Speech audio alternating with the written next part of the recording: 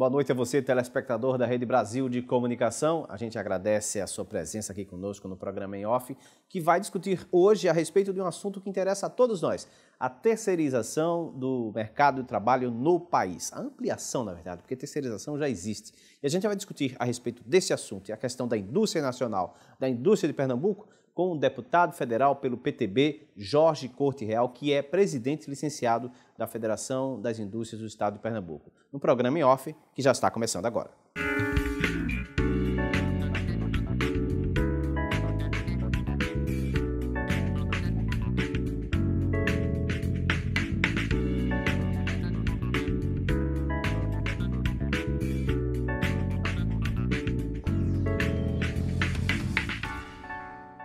Deputado Jorge Corte Real, boa noite. A gente agradece o seu atendimento ao convite dando sua produção. Eu queria começar essa conversa nossa falando sobre terceirização, um assunto bem atual, que saiu da Câmara, agora está indo para o Senado Federal. E o governo virou o jogo no Senado, deputado? Como é que foi essa história? Porque na Câmara se conseguiu votar rapidamente. No Senado parece que vai demorar um pouco mais. Boa noite, Mário. Prazer é todo meu estar aqui, os telespectadores, e é sempre uma honra aqui estar na Rede Brasil. Realmente, o que a gente tem acompanhado aí pelos noticiários é que há uma intenção do presidente do Senado, o senador Renan, a tentar dificultar, pelo menos, o andamento da 4.331, que é a lei da terceirização, o projeto de lei.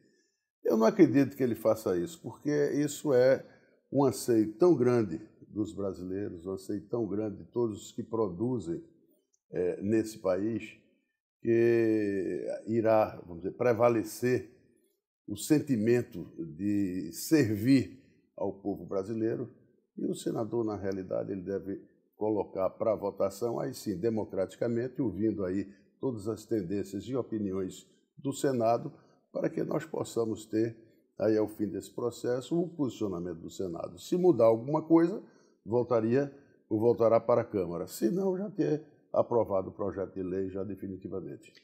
Há quem diga que isso seria uma retaliação ao Eduardo Cunha, que apesar de ser do PMDB também, é de outra tendência do PMDB e que teria tomado o cargo do Ministério do Turismo. Quer dizer, caso realmente se confirme isso aí, seria uma coisa muito pequena em relação a que o país necessita, né? Eu acho, Mário, o que dizem aí os comentários, inclusive pela mídia, pela imprensa, eles falam sobre isso, mas eu não acredito aí que nenhum político ele possa levar a coisas menores, questiúnculas, ou então problemas ou questões pessoais prevalecerem sobre os interesses nacionais. Eu acho que o caminho normal será uma votação. Vão colocar em votação, colocar em discussão. Ele tem que pedir para ter uma certa ou ter urgência para a gente ter a celeridade que o caso requer. Não acredito, torço para que esse processo ele não pare aí no Senado. Nós conversávamos recentemente com o senador Roberto Costa, que é líder do partido no Senado Federal, e ele nos dizia que caso conseguissem convencer o Renan Calheiros, e ao que parece conseguiram, pelo menos até agora, não haveria o processo de urgência, né, para se apreciar a matéria. E que isso não acontecendo faria com que esse projeto fosse discutido ainda por 6 a 8 meses. Leva esse tempo todo, caso não haja o regime de urgência? Pode levar, pode levar. O que a gente não entende, na realidade, é a posição do PT. O PT julga que esse projeto talvez seja prejudicial ou retire direito dos trabalhadores, que é uma inverdade, que é uma tentativa, mais uma vez, de tentar ludibriar a população, ludibriar os próprios trabalhadores. Eu acho que tirar dos trabalhadores é você induzir os trabalhadores a aplicarem ações da Petrobras, e as ações da Petrobras estão no valor que está. É você pegar a melhor empresa do Brasil e botar como ela está hoje, em termos de avaliação no mundo como um todo. E isso é que é ludibriar trabalhador. Eu acho que a gente tem que ter o bom senso e tem que ter as maneiras de como nos portar nessas horas. Prevalece os interesses maiores da sociedade. Outra coisa, vem aí o ajuste fiscal, né? Vem aí as medidas provisórias 664 e 665. Como é que o PT vai se comportar se numa terceirização ele já é contra? Quer dizer, a situação, eles estão colocando em situação difícil o próprio governo, a própria presidente Dilma. Me parece que há 2 ou 3 pontos mais polêmicos. Um deles é a questão da terceirização da função afim, da função fim, né, do trabalhador. Por exemplo, no hospital, o médico, o enfermeiro. Numa empresa de comunicação, o jornalista, enfim. Como o senhor pode explicar melhor para a gente essa questão que é tão polêmica hoje? Ô Mário, questão de atividade meio e atividade fim, ela, em determinadas circunstâncias, em determinados segmentos, ela não é muito clara. Ou em todos os segmentos, ela não é muito clara, ela é difusa, ela é nebulosa, o que é meio e o que é fim. O que se quis nesse projeto de lei foi, de uma vez por todas, a gente legalizar a terceirização. O que não podia era, como estava acontecendo agora, no passado recente, a precarização do trabalhador terceirizado. Isso é que não podia, nem vai acontecer mais.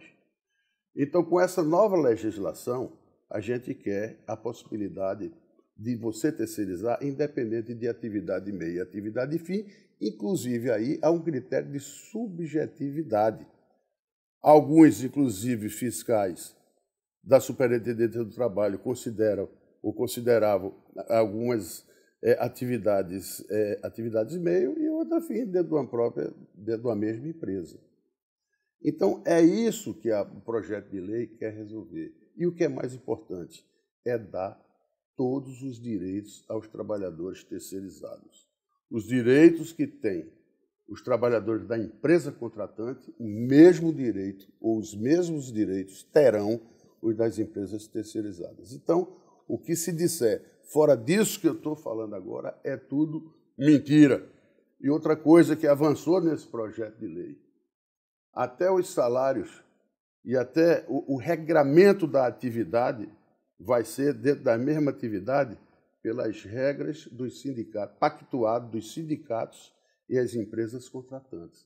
Então, todos os direitos trabalhistas, eles estão preservados, além do mais porque as empresas contratantes são obrigadas a verificar, a fiscalizar as empresas contratadas sob pena do vínculo, entendeu? Não ser subsidiário, ser solidário. Quer dizer, se isso não acontecer, as empresas contratantes serão responsáveis por todo o passivo, se o caso houver, dos trabalhadores contratados pelas terceirizadas. Os que criticam a ampliação da terceirização no Brasil dizem que entre os pontos que são negativos está a questão da remuneração, que seria menor para o caso do terceirizado em relação ao que está contratado pela empresa na função fim. Não, veja mesmo, isso não pode ser regra. Isso talvez seja uma exceção. O que é que vai ocorrer hoje? Uma empresa para terceirizar, primeiro, ela tem que ser criada e ser dirigida e capacitada para aquele serviço. Hoje não tem aquele tipo de alocação de mão de obra que você terceirizava desde um advogado até, com todo respeito, os serviços gerais. Isso acabou. Então, você, para contratar uma empresa, essa empresa vai ter que provar que está capacitada para fazer aquele tipo de serviço. E para fazer aquele tipo de serviço, Mário, ela vai ter que ter a mão de obra e os trabalhadores capacitados e preparados para fazer aquele serviço, para realizar aquele serviço. Então, isso, primeiro, já vai induzir o treinamento, a capacitação e a melhoria da mão de obra e da competitividade. E isso, havendo, pode ter certeza que esses trabalhadores eles vão ter um ganho salarial, eles vão produzir mais, eles vão ter necessariamente um lugar no mercado de trabalho. Você não pode ter, por exemplo, numa construção, você tem as fundações, cada obra tem um tipo de fundação.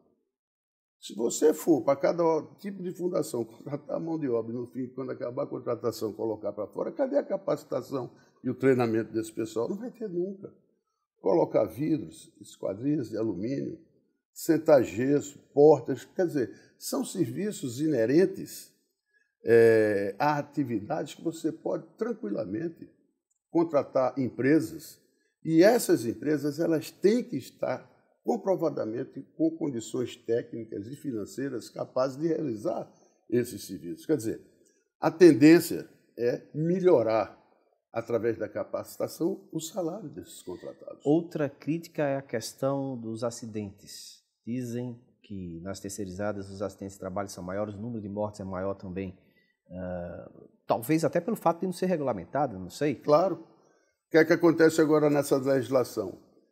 Todo o sistema de prevenção de acidentes de trabalho, ou todas as vantagens que tenham aos trabalhadores pela contratante, automaticamente ele é passado para os contratados.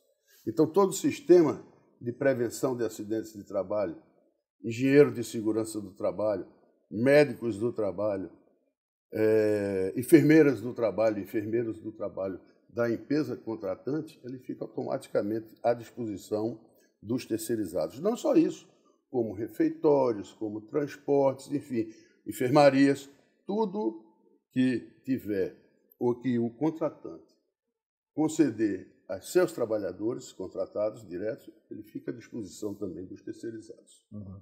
O fato de se demorar muito a discutir essa questão, já que o próprio senador Humberto Costa disse que poderia levar 6 a 8 meses, quer dizer, até o final do ano praticamente, poderia ser prejudicial, já que no final das contas volta, a Dilma Rousseff vetaria talvez alguns pontos, alguns itens, mas no final das contas voltaria para a Câmara, e aí o Eduardo Cunha já falou que voltando para a Câmara volta tudo ao que era antes? Mário, veja bem, esse país tem pressa. Infelizmente, esse país, não digo se infelizmente ou felizmente, eu digo infelizmente ainda tem pessoas que acham que nós temos todo o tempo do mundo. O mundo não vai esperar pelo Brasil. O mundo não vai esperar pelo Brasil. Então, nós temos que resolver os nossos problemas e nós temos que nos preparar para o mundo agora. Na realidade, hoje, nós estamos perdendo competitividade, nós estamos perdendo por falta de infraestrutura, alta carga tributária, evidente, um esquema tributário extremamente esdrúxulo, né? Falta de capacitação também do nosso pessoal, de educação, mas você tem também os encargos sociais que são altíssimos. Então, nós temos que, de uma vez por todas, começar a resolver esses embrolhos que estão fazendo com que nós, por exemplo, na indústria, nós comecemos ou continuemos a atravessar, pelo menos nos últimos 20 anos, um processo de desindustrialização. A indústria já teve um peso de cerca de 24% no PIB nacional. Hoje não chega a 14%.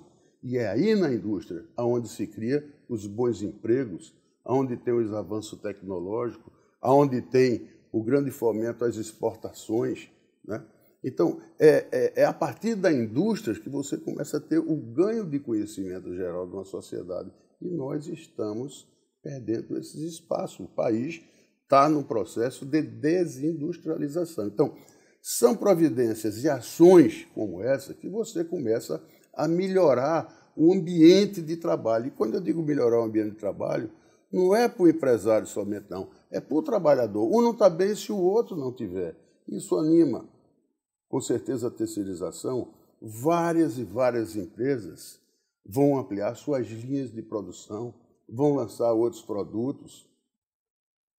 Então, você vai ter a criação de mais empregos com toda a segurança, como a gente começou ou conversou antes, e na certeza de que os direitos desses trabalhadores estarão todos preservados. O senhor tem dito, inclusive, que a regulamentação da terceirização, essa ampliação da terceirização no Brasil, porque terceirização já existe no país, de alguma forma, mas essa regulamentação ela pode incentivar mais os empresários a contratar. Por quê? Por que o senhor disse com tanta certeza isso?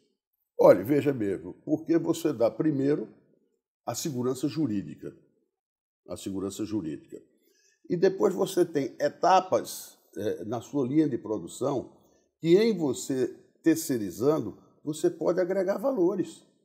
Você agrega valores. Você já traz empresas, através de empresas, um pessoal já treinado, já qualificado para isso.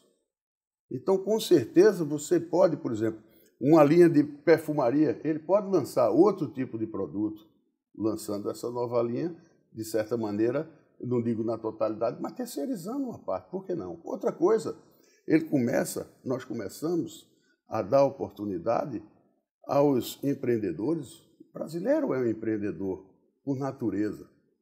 Então, começa a dar oportunidade às micro e pequenas empresas. As micro e pequenas empresas vão começar a adensar essas cadeias produtivas que podem ser formadas ao redor desses grandes empreendimentos que estão sendo instalados no Brasil, inclusive aqui no estado de Pernambuco, local onde as micro e pequenas estavam completamente fora, e é onde se cria e se gera os empregos. Cerca de 80% dos empregos do Brasil são nas pequenas e microempresas. Então, a gente tem que pegar esse pessoal e trazer para dentro, adensar essas cadeias produtivas. Agora, adensar na formalidade, porque na informalidade a gente não quer, o país não quer, nem pode, nem vai conviver mais com isso. Agora, eu acho que em determinada cabeça de pessoas, talvez isso não interesse. Uhum. Bom, mesmo com essa discussão ainda sem uma perspectiva no Senado, o senhor acredita que para o próximo ano, por exemplo, já estaria valendo a terceirização? Ou o senhor é mais otimista? Acredita que esse ano ainda essa questão já vai... Mário, com esse impasse do Senado, eu não queria dar essa minha opinião agora. Eu precisava, e tenho, como qualquer pessoa, para não ser inclusive leviano, dar aqui uma opinião, e a política é a arte da conversa, é a arte do debate, é a arte de dar razões e ouvir as contra-razões. Então, eu tenho certeza que o presidente Renan é uma pessoa muito inteligente, um homem preparado, um homem sábio das reais necessidades desse país, e não são questiúnculas políticas que iriam influir no andamento aí desse processo, no andamento desse projeto. Eu espero que essa semana as coisas se normalizem e que a gente comece a tratativa no sentido de colocar o mais rápido possível esse projeto de lei em votação no Senado. E na Câmara Federal fica a expectativa em torno de que... Se houver modificação no Senado, obrigatoriamente ele teria que voltar para a Câmara. Uhum. Bom, o senhor falou um pouco sobre ajuste fiscal. Como é que está essa questão em Brasília hoje? O ajuste fiscal, veja, é algo, vamos dizer, necessário. Nós, infelizmente, quando eu digo infelizmente, não é só o governo federal, os estados todos estão fazendo ajustes fiscais. É algo normal, face, inclusive, uma diminuição de arrecadação, uma revisão geral de postura, de gastos e tudo. E há essa necessidade dessa mudança, dessa política, né, fiscal. Então, os ministros estão negociando com a política, com os políticos, com as lideranças. Os ministérios já estão vendo de que maneira eles podem reduzir as suas despesas e, segundo dizem, a partir de para a semana, algumas medidas provisórias o projeto de lei já vão entrar para debate e discussão na Câmara Federal. E como é que está essa expectativa entre os deputados, da chegada dessas medidas provisórias? Olha, veja, carece ainda também de debate e discussão. O ajuste fiscal, principalmente no que diz respeito às questões ditas trabalhistas, elas ainda precisam do amadurecimento, precisa se convencer muito as bases e a oposição de que não se está mexendo em direitos trabalhistas de ninguém, está se regulamentando alguma coisa, vista que há um descompasso. Por exemplo, a gente não pode ter, como exemplo, o próprio seguro-desemprego. Numa hora que a gente está em pleno emprego, o seguro-desemprego aumenta.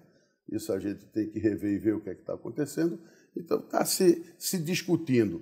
Acho que há condições de chegar a um acordo e, com alguma flexibilização do governo, a gente aprovar o ajuste fiscal. E daqui a pouquinho a gente vai continuar discutindo a respeito dessas questões no segundo bloco do programa em off desta noite.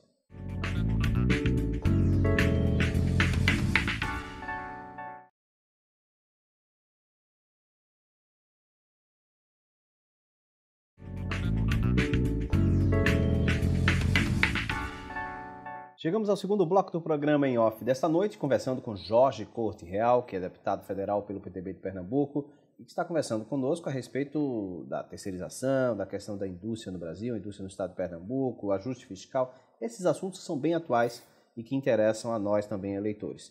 Bom, como é que está a indústria hoje no Brasil, hein, deputado? A indústria do Brasil, Mário, ela não passa por um bom momento. Nós estamos aí trabalhando muito para recuperar, de certa maneira, o tempo perdido. Nós temos aí uma concorrência grande, uma concorrência brutal, principalmente dos países emergentes, né? Os BRICS. A China fez um estrago e faz um estrago muito grande. Faz no mundo todo. No mundo todo, e o Brasil não pode ser diferente. Paralelamente a isso, nós temos convivido, não é de hoje, de algum tempo já, com um processo, vamos dizer, de desindustrialização, como eu disse antes também. Nós temos aí uma carga tributária altíssima. Nós queira ou não queiramos, nós temos ainda uma falta de infraestrutura. Nossa infraestrutura ainda é bastante precária, tem aumentado, mas ainda é precária. Fora a carga tributária, para você ver, a carga tributária, queira ou não queira, tem melhorado, mas ela tributa os investimentos, quer dizer, o empresário não é instado nem animado a investir.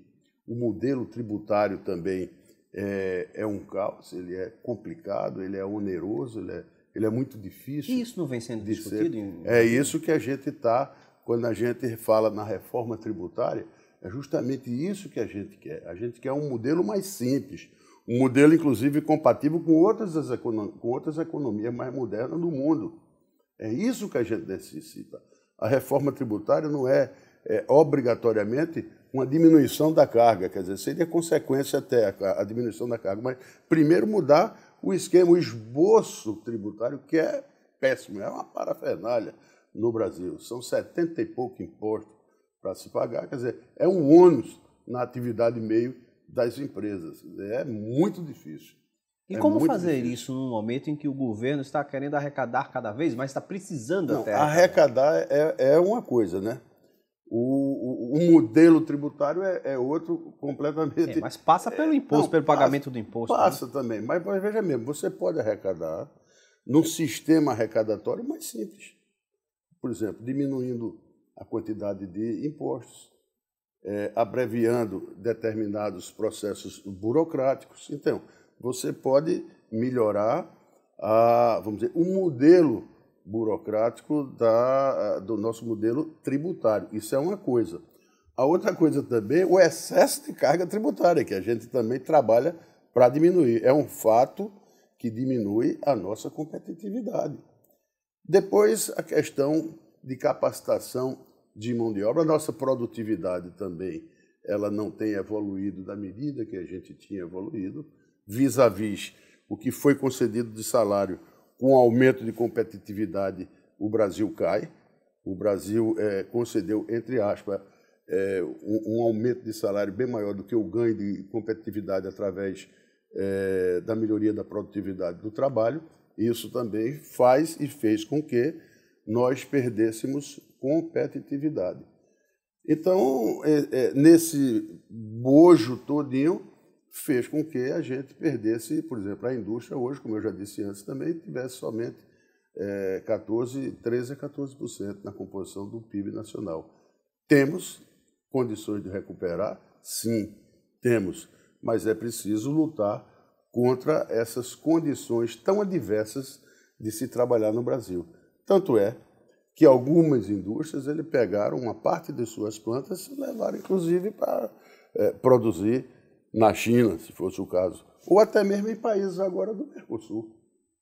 Então, nós temos que rever isso, nós temos que voltar a ter esse ambiente propício à produção aqui no Brasil, voltar a termos os bons empregos na indústria do Brasil, e eu tenho certeza, mudar também, por exemplo, a questão das nossas exportações, reatar algumas relações para abrir, principalmente no setor metal mecânico, a nova possibilidade do Brasil lá para fora, e isso até louve-se o trabalho insano e incansável do ministro Armando Monteiro, no sentido de que tem buscado alçar novos mercados para que a gente, através de novos acordos, inclusive bilaterais, a gente consiga escoar os nossos produtos para o exterior. Essa questão da diversificação dos mercados de comércio, eu ouvia em 2008 que o Brasil tinha sido feliz pelo fato de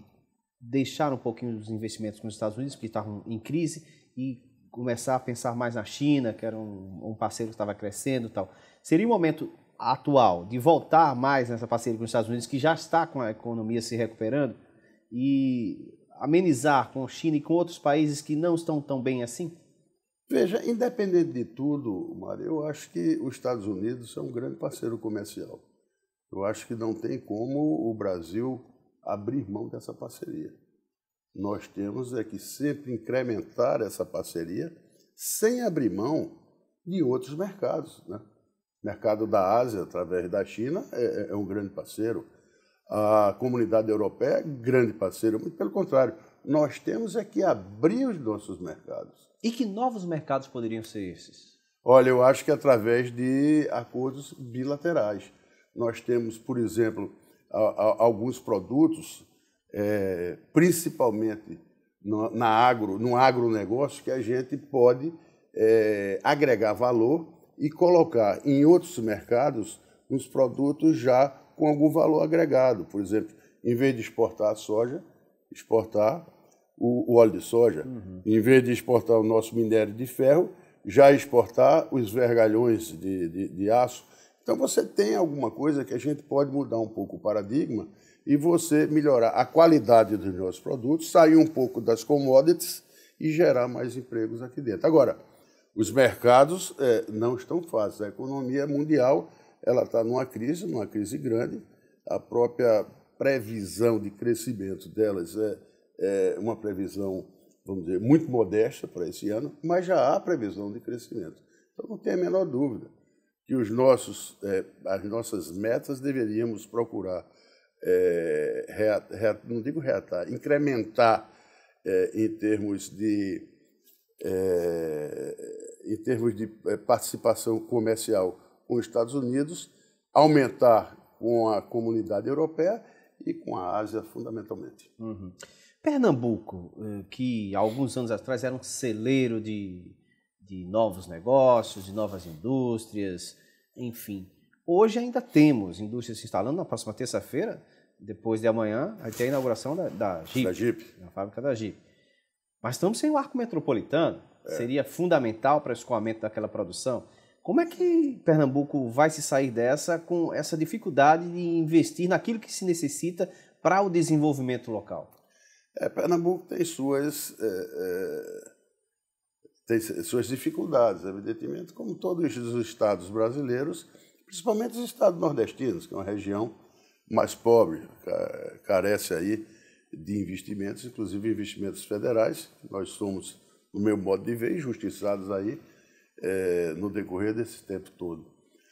Mas Pernambuco foi diferenciado. Pernambuco teve a felicidade e colocou-se muito bem para receber esses investimentos chamados investimentos estruturadores, e a partir desses investimentos estruturadores, nós estamos tentando adensar as cadeias produtivas, fazendo com que esses investimentos se multipliquem através das instalações de indústrias periféricas para fornecer bens e serviços a essas fábricas. Então, eu acho que aqui na região metropolitana, nós ainda estamos aguardando ou ainda estamos sob efeito da instalação desses investimentos.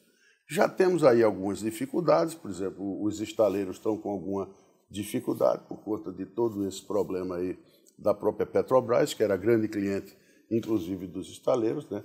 As plantas petroquímicas, por contas até mercadológicas, também já estão ou têm uma diminuição do seu mercado, mas isso eu posso considerar até uma posição, vamos dizer assim, pontual. O grande desafio de Pernambuco continua sendo levar esse desenvolvimento ao interior do estado. O nosso desenvolvimento está sendo muito concentrado na região que eu chamo na região litorânea. Inclusive, o que foi muito bom foi a saída da fábrica da Jeep lá para o litoral norte nosso, porque já desconcentrou na área aqui do sul de Suape. Então já melhorou um pouco. Mas padecemos também muito dessa infraestrutura. Essa infraestrutura que culminou agora com a falta do arco metropolitano, que seria a maneira mais simples e mais certa de ter, vamos dizer, ter a produção dos automóveis da fábrica da Jeep, elas saírem lá da fábrica para chegar ao porto de Suape. Quer dizer, nós estamos aí com a 101 já completamente lotada, né, em termos de tráfego, e o Estado conseguiu uma solução alternativa que vai, através de estradas e vias que já existentes, tentar uma solução alternativa, mas a saída mesmo, não tem a menor dúvida, será o arco metropolitano. E melhorar a infraestrutura para o interior, para a gente levar esse crescimento, esse desenvolvimento para todo o estado de Pernambuco, porque nada impede hoje de você ter, nos municípios, inclusive mais distantes, mais alguma coisa que você possa fornecer ou entrar nessas cadeias produtivas. O que você precisa ter é uma logística, tanto de levar a matéria-prima para essas fábricas, como trazer os produtos nelas produzidos ou acabados e trazer para esses polos aqui instalados. Então, a questão da capacitação e formação profissional é fundamental também, levar ao interior. E Pernambuco nisso está bem dotado. Nós estamos com uma rede boa de escolas técnicas, de universidades, de faculdades. Então, é preciso maturar. Isso são investimentos que a resposta não vem da noite para o dia, mas Pernambuco tem feito seu dever de casa. Estamos, evidentemente, passando por dificuldades, como está passando todo o nosso país e a maioria dos estados brasileiros. E nós vamos continuar discutindo a respeito dessas questões daqui a pouquinho, no terceiro e último bloco do programa em off desta noite.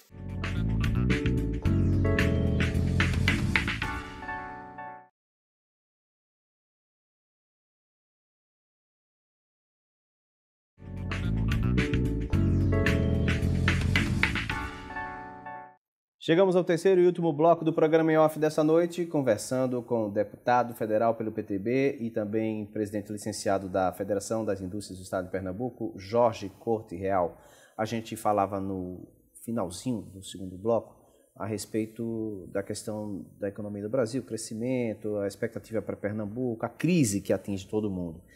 Pernambuco sobrevive a essa crise porque os pessimistas dizem que o Brasil agora em 2015 vai ficar no crescimento negativo e que só volta a crescer alguma coisa a partir de 2016, 2017. Pernambuco sobrevive a esse período?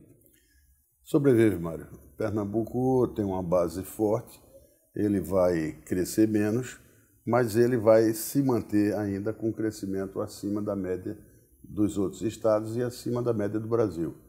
Evidentemente que a gente vinha, de certa maneira, era o lado bom, a gente vinha mal acostumado, que Pernambuco vinha com taxas altas de crescimento. Não será, eu acho que tão alta, mas uma avaliação que o nosso pessoal faz é que Pernambuco ainda apresentará uma taxa de crescimento não tão alta, mas acima aí da média de outros estados e do país. Uhum. Fora a Jeep e as outras indústrias que devem se instalar ao redor da Jeep, há alguma expectativa de novos investimentos, novas grandes empresas chegando aqui ao nosso estado? Não, grandes não há, mas, por exemplo, tem se aprovado aí muita coisa, alguns centros de distribuição, você tem ainda algumas indústrias que vêm a complementar o polo de vidro lá em Goiânia.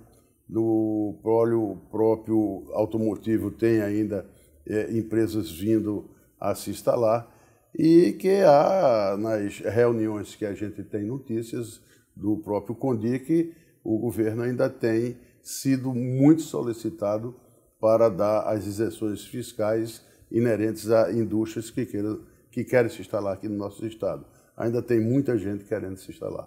o Estado é atrativo, o Estado, evidentemente, por tudo que eu já falei, ele tem sido, assim, vamos dizer assim, muito bem olhado pelos empresários que desejavam ou desejam fazer investimento, principalmente no Nordeste. Então, Pernambuco tem uma boa localização geográfica, Pernambuco tem uma infraestrutura viária razoável e tem uma base de conhecimento tecnológico também um pouco diferenciada do resto dos estados do Nordeste. Então, tudo isso faz com que Pernambuco seja colocado de uma maneira diferenciada na hora dos empresários os escolher para fazer os investimentos. E tem espaço, né, para novos empreendimentos? Sempre tem, sempre tem. Principalmente os investimentos que vierem a serem assentados no interior do Estado.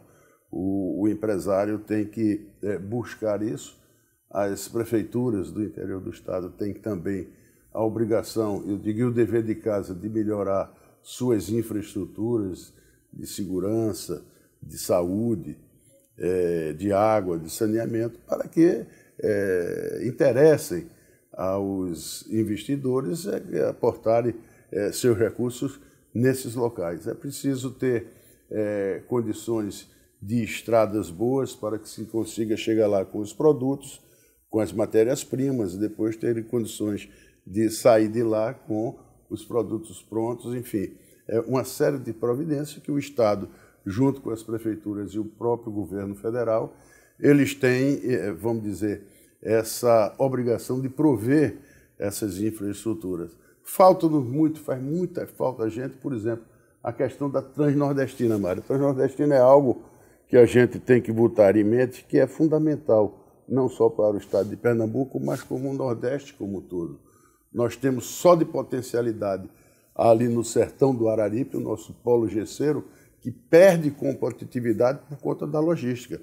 Hoje, o gesso que chega na região Centro-Sul se paga mais de frete do que o valor agregado do próprio gesso. Nós estamos perdendo competitividade para produtos de gesso, por exemplo, da Espanha e do próprio México.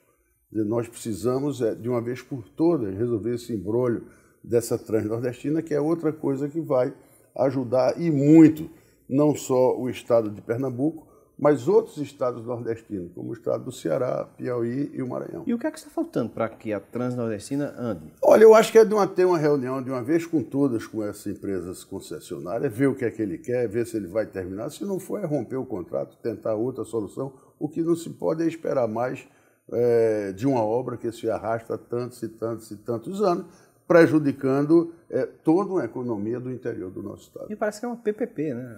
É uma PPP, mas veja mesmo, mas não é possível que por ser PPP a coisa não fica pronta nunca.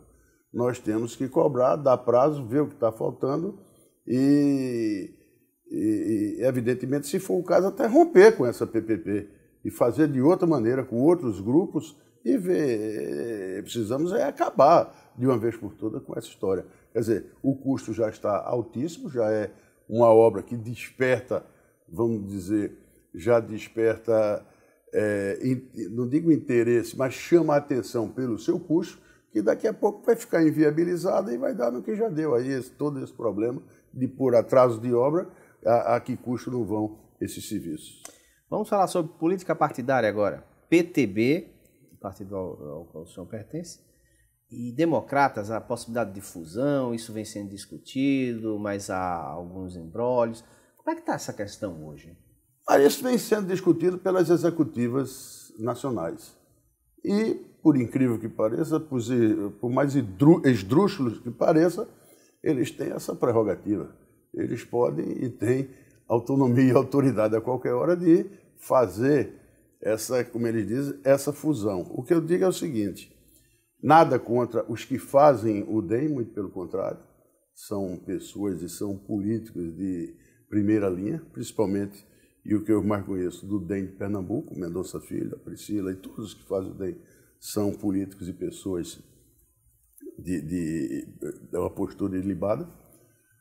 Mas o que eu digo é o seguinte: você não mistura água com óleo. Os partidos são de ideologia completamente diferente. Não dá para você. Política a gente não pode somar do jeito que estão querendo somar. Então, você dizer ou dar desculpa para a sociedade que vai ficar um partido maior, porque um tem 25 deputados, como tem o PTB, e o DEM são 22, vai ficar um partido com 47, isso não interessa. E o conteúdo programático, pragmático, o que a gente vinha fazendo para os estados, por exemplo, o PTB a nível nacional é um partido de apoio à presidência da República. O DEM é de oposição. Já aqui, por exemplo... Com líder, inclusive, na Câmara. Com líder, exatamente. Já aqui no estado de Pernambuco é o contrário. O DEM está como um partido de apoio ao governo do estado. Nós somos oposição. Então, veja, é muito difícil, eu acho, essa composição. Não adianta você juntar a sua cabeça se o corpo não vai se juntar. Agora, a posição dos 22, dos 25, de 22 deputados e 3 senadores do PTB é que nós somos contra essa fusão. Nós somos contra a fusão. Agora, como eu digo a você, depende da Executiva Nacional e, pelo que eu estou sabendo, as tratativas estão avançadas. Avançadas? Pelo que eu estou sabendo. Agora, vamos ver aí como é que fica. Caso vamos trabalhar na hipótese dessa fusão, haveria uma debandada do PTB? Mário, não é nossa intenção, tá? Porque PTB é uma sigla que a gente já vem trabalhando aqui há mais de 12 anos, 15 anos. O nosso grupo hoje é um grupo que tem 4 deputados federais, um senador, um ministro, 6 deputados estaduais, sem gama, vários prefeitos, em torno de 22 prefeitos, sem gama, vários vereadores. Então, nós somos um partido, talvez o segundo partido aqui no estado de Pernambuco. Então, veja, eu acho que o nosso lugar, o meu lugar, é no PTB. Eu não trabalho com a hipótese de ter que sair, de ir para outro, de migrar para outro partido. Trabalharia com isso. Agora, o que há na realidade é o seguinte, a legislação diz que, em caso de fusão, abre-se uma janela e os parlamentares que não se julgarem contemplados ou não estiverem satisfeitos, eles podem ir para o partido que quiserem. Isso é a realidade hoje. Então, a partir dessa janela, tudo pode acontecer, como diz o outro, ou nada.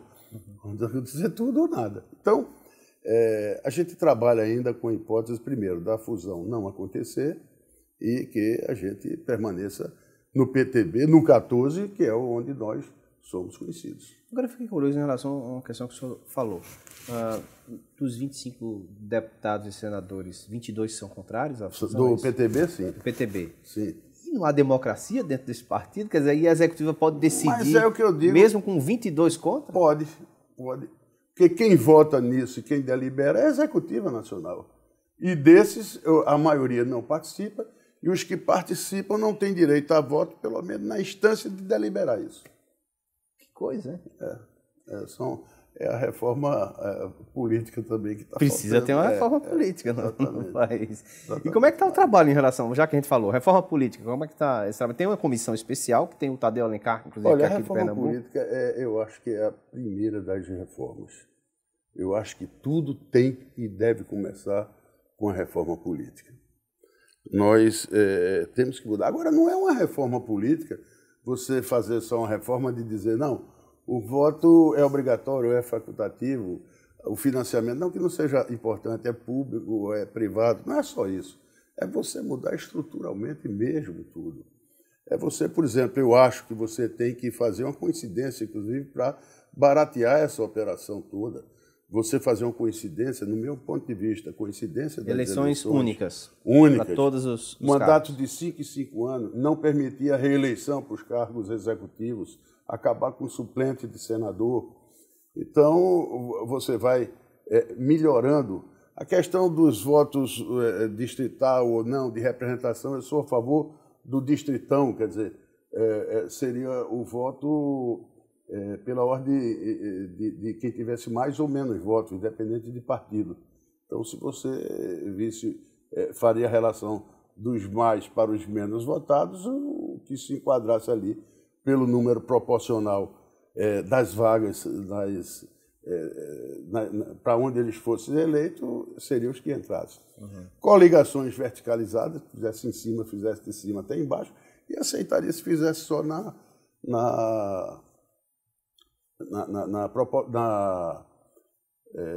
só em cima, só na de presidentes. Só. Ou se fizesse nas majoritárias, mas também fizesse de cima até embaixo, para você não ter um partido a nível federal, ter uma coligação, no estado de Pernambuco tem com outra, no município tal tem com outro, quer dizer, você, inclusive, confunde muito o eleitor. O voto distrital misto, que eu também que eu também defendo, eu acho que para essa eleição de 2016 ele fica assim prejudicado, porque eu acho que é muito pouco tempo para resolver os distritos. Se poderia deliberar que ele seria assim, mas jogar essa decisão mais para frente. Então, eu acho que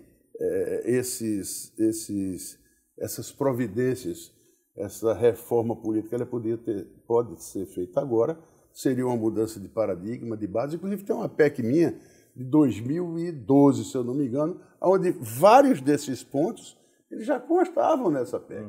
E está lá. Está lá. Parada. O que for, ela vai ser apensada aí. Mas algo que se eu tivesse havido decisão política naquele tempo, isso já poderia ter avançado e avançado muito nesses casos. Financiamento, o voto obrigatório ou facultativo. Hoje o voto já é praticamente facultativo, porque a multa que se dá é tão baixa que você vota se quiser ou não. E o financiamento de campanha, que é hoje que se debate muito, se é privado, se é só público, se é misto, como é, isso também teria que ser debatido aí nessa hora. Independente dessas questões todas, o PTB já discute as eleições de 2016, porque já estamos aí quase que na metade do ano. Sim. Nós já estamos começando de fase embrionária, mas já temos alguns municípios já em estado de composição, de ver qual é a nossa posição, quais são as nossas metas. Nós, não posso negar que já há essa movimentação no partido, que é normal, não é só no PTB, na maioria dos partidos. Já começa a se conversar para 2016. Como é que está o PTB hoje em Pernambuco? Está bem distribuído em todas as regiões? O PTB está bem distribuído, o PTB tem diretório em praticamente todos os municípios, e o PTB estamos buscando ampliar. Estamos buscando fazer agora, nas próximas eleições, um número maior de prefeituras e investir muito na região metropolitana. A gente acha que nós podemos ter uma representatividade maior na grande região metropolitana. Quando o senhor fala em investir na região metropolitana, o senhor fala em candidatos a prefeito? A chapa não só a prefeito, não só a prefeito. Pode ser prefeito, mas aumentar a nossa participação de representação política na região metropolitana, vereadores também. E ainda na coligação com o Partido dos Trabalhadores, ficaria... Não, isso também não está certo. Veja, nós estamos agora nessa fase, evidentemente, nós estamos organizando as nossas bases, o PTB. Nós estamos trabalhando com o PTB. Primeiro, a gente não sabe se vai ter ou não coligação, se vai ser possível ou não coligação. Sim. E ver politicamente, se for o caso, se nós vamos repetir ou não as coligações que nós vimos no passado, os nossos parceiros, vamos dizer assim, históricos, os nossos parceiros que já vêm há muito tempo. Dependeria de quê, essa discussão? Olha, a política, veja bem, Mário, a política é muito dinâmica, a política é um momento, a política são argumentos, são contra-argumentos. Então, é disso que depende. Então, a gente não pode dizer hoje se o PTB continua com o PT, se o PTB continua com o PRB, se aquela, vamos dizer, coligação de 2014 ela vai continuar ou não. O que a gente tem que ver é o seguinte, a gente analisa pragmaticamente as propostas, a política, o conteúdo e os projetos. É isso que é o PTB. Não é as junções, não são as coligações ou as ligações para um projeto comum de chegar ao poder. Não. A gente quer ver ideologicamente quais são as interseções e quais são os projetos comuns que a gente tem para levar o bem-estar às comunidades e à sociedade. O senhor fala de uma forma que o futuro está em aberto ainda, né? Tá. E em falando que o futuro está em aberto, haveria a possibilidade, de alguma forma, de uma reaproximação com o PSB? Não, eu acho difícil. Nós temos a nossa filosofia, nós temos um projeto de oposição liderado pelo senador, hoje ministro Armando Monteiro, e nós vamos continuar na nossa trincheira, com muita dignidade, muita lealdade, fazendo a boa política, tratando o bom embate, mas na oposição. Nós vamos continuar na oposição. O trabalho do Armando Monteiro lá no Ministério, como é que o senhor analisa, avalia? Olha, o Armando ele é uma pessoa preparada, ele é um político e um técnico e um homem muito competente, tem toda a experiência de uma CNI, ele está dando um dinamismo, está usando toda a sua potencialidade lá no Ministério, está ouvindo todo o setor produtivo nacional e está dentro das dificuldades hoje que o Brasil atravessa, ele está tentando nos colocar para levar as políticas, traçar uma política industrial a médio prazo, a longo prazo, traçar uma política agrícola a médio e longo prazo e ver quais são as metas que ele quer em termos dos comércios, em termos de comércio exterior, para ver de que maneira a gente pode dinamizar a produção no nosso país. Eu tenho a certeza, tenho a confiança de que, do jeito que ele está procedendo, com toda essa dificuldade, nós vamos aproveitar algumas coisas que, com tudo isso, estão a nosso favor. Por exemplo, a alta do dólar, ele favorece as nossas exportações. Então, a gente está num momento bom para as exportações. Vamos trabalhar nelas. E aí é onde eu disse a você que ele tem que trabalhar nos mecanismos, nos acordos binacionais, para que a gente tenha condições urgentemente de ganhar novos mercados e ver se a gente pode agregar valor e exportar os nossos produtos e melhorar o saldo da nossa balança comercial.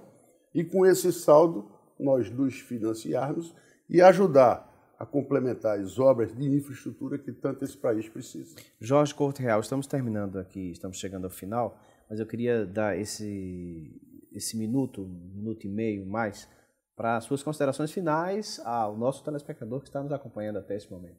Bom, Mário, eu só teria palavras aí de agradecimento pela maneira gentil, pela entrevista, como você leva a entrevista, você deixa a gente tão à vontade para a gente explanar e dizer o que quer. Não é à toa que é em off, né? Mais tranquilo. Não, é dizer, Mário, que a mensagem que eu dou como empresário, como deputado federal, é uma mensagem de confiança, é uma mensagem de, vamos dizer, de otimismo, mas um otimismo realista. Um otimismo que nós vamos atravessar um momento de dificuldade, mas que o futuro que está reservado para esse país é um futuro bom. É seguir o dever de casa, é investir em educação, é investir em preparo da população, é melhorar nossas potencialidades, é agregar valor a todas essas riquezas que nós temos e investir na sociedade. Nós precisamos ainda evoluir e evoluir muito. A sociedade ainda, queira ou não queira, não tem os serviços necessários ou os mínimos serviços de qualidade necessários a um governo, por exemplo, pelos governos. Então, os governantes, nós temos que ter essa responsabilidade, essa humildade e procurar sempre melhorar a questão da saúde, da infraestrutura, da segurança e da educação. Só aí nós vamos ter esse país mais justo. Mas eu sou, vamos dizer, otimista nesse ponto. Estamos melhorando e vamos chegar lá. Nós começamos hoje com Jorge Couto Real, que é presidente licenciado da Federação das Indústrias do Estado de Pernambuco, a FIEP, também deputado federal pelo PTB aqui de Pernambuco. Boa noite a você que nos acompanhou até esse momento, um ótimo finalzinho de domingo, uma boa semana e até o próximo domingo em mais um programa em off.